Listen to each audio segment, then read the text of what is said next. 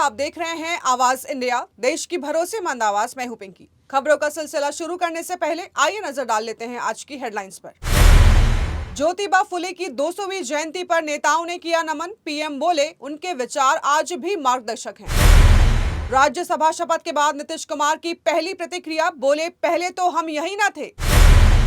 मथुरा में हुआ दिल दहला देने वाला हादसा, नाव पलटने से 10 लोगों की मौत।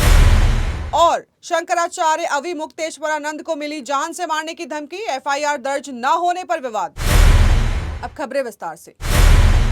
महान समाज सुधारक ज्योतिबा फुले की 200वीं जयंती के अवसर पर संसद परिसर में स्थित प्रेरणा स्थल पर राष्ट्रपति द्रौपदी मुर्मू और प्रधानमंत्री नरेंद्र मोदी सहित देश के नेताओं ने उन्हें पुष्प अर्पित किए। इस दौरान लोकसभा अध्यक्ष ओम बिरला, विपक्ष के नेता राहुल गांधी और केंद्रीय मंत्री अर्जुन राम मेघवाल भी मौजूद रहे। प्रधानमंत्री मोदी ने कहा है कि महात्मा फुले केवल इतिहास नहीं बल्कि आज भी भारत के भविष्य के मार्गदर्शक हैं। उन्होंने उनके समानता, न्याय और शिक्षा के लिए किए गए कार्यों और महिलाओं और वंचित वर्गों के अधिकारों के संघर्ष को याद किया। बिहार के मुख्यमंत्री नीतीश कुमार ने राज्यसभा सदस्य के रूप में शपथ लेने के बाद पहली प्रतिक्रिया दी। बातचीत में ज्यादा कुछ तो नहीं कहा, लेकिन इतना जरूर बोले कि पहले तो हम यही न थे। उन्हें राज्यसभा के सभापति सीपी राधाकृष्णन ने संसद परिसर में आयोजित एक संक्षिप्त समारोह में शपथ दिलाई। इस दौरान केंद्रीय मंत्री जेपी नड्डा, वित्त मंत्री निर्मला सीतारमण और राज्य मंत्री अर्जुन राम मेघवाल भी मौजूद रहे। नीतीश कुमार ने हिंदी में शपथ ली। यूपी के मथुरा के वृंदावन स्थित केसी घाट पर शुक्रवार को बड़ा हादसा हुआ। यहां मोटर बोट पलटने से 10 लोगों की मौत हो गई है।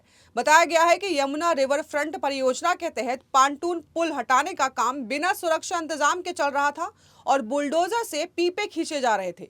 इसी दौरान 37 श्रद्धालुओं से भरी मोटर बोट पुल के पास पहुंची और हादसे का शिकार हो गई।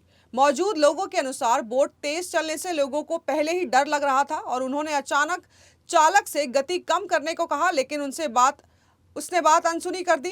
कम पानी और निर्माण कार्य के बीच बोट संतुलन खो बैठी और पलट गई। प्रशासन अब इस मामले में जिम्मेदार टीम के खिलाफ एफआईआर दर्ज करने की तैयारी कर रहा है। ज्योतिष पीठ के शंकराचार्य स्वामी अविमुक्तेश्वरानंद सरस्वती को अज्ञात व्यक्ति द्वारा फोन और मैसेजेस के जरिए गालियां देने और अतीक अहमद की तरह जान से मारने की धमकी देने का मामला सामने आया है। उनके मीडिया प्रभारी शैलेंद्र योगीराज ने इस घटना की जानकारी देते हुए पुलिस पर कार्रवाई में टाल मटोल का आरोप लगाया है। इस मामले में शंकराचार्य के समर्थक गुरुवार को वाराणसी के भेलूपुर थाने पहुंचे, लेकिन उनकी शिकायत दर्ज नहीं की गई। आरोप है कि पुलिस ने उनकी बात को अनसुना कर दिया और एफआईआर नहीं की। समर्थकों ने चेतावनी दी है कि एफआईआर दर्ज नहीं होने पर वे थाने के बाहर विरोध प्रदर्शन करेंगे। देश के मुख्य न्यायाधीश जस्टिस सूर्यकांत ने किसी भी केस में सुलह को लेकर आर्टिफिशियल इंटेलिजेंस पर अपनी बात रखी। उन्होंने कहा कि गोपनीयता और स्वतंत्र निर्णय को लेकर चिंताएं जरूर है, लेकिन इन वजहों से मध्यस्थता यानी सुलह में आर्टिफिशियल इंटेलिजेंस जैसी तकनीक से दूरी बनाना सही नहीं है। एआई को रोकने के बजाय इसे उचित नियमों के तहत नियंत्रित करना बेहतर है। हालांकि इसके साथ नई जिम्मेदारियां भी आई है जिसे नजरअंदाज नहीं किया जा सकता। उन्होंने स्पष्ट किया है कि न्यायपालिका को तकनीक के साथ संतुलित और जिम्मेदार तरीके से आगे बढ़ना होगा। द अकेडमी ने सोशल मीडिया पर ट्रैवल रोमांस फिल्मों को लेकर एक पोस्ट साझा कर दर्शकों से उनकी पसंदीदा फिल्म पूछी, जिसमें the holiday, eat pray love और यू एंड मी टस्कनी जैसी हॉलीवुड फिल्मों के साथ बॉलीवुड की आइकॉनिक फिल्म दिलवाले दुल्हनिया ले जाएंगे भी शामिल है।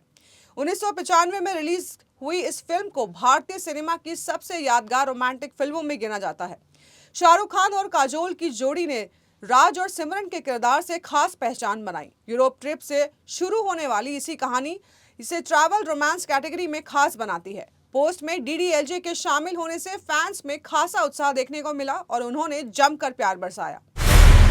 आईपीएल के मौजूदा सीजन में रॉयल चैलेंजर्स बेंगलुरु को पहली बार हार का सामना करना पड़ा, जहां राजस्थान रॉयल्स ने 6 विकेट से शानदार जीत दर्ज की।